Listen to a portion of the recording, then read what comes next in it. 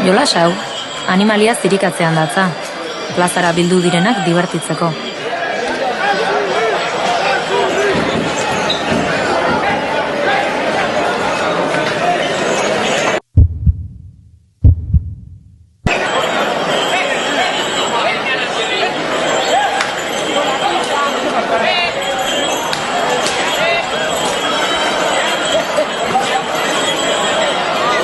Inongo arriskurik ekiditeko eta animalia nahi eran zuzentzeko, arduradunek sokatik tira egiten dute.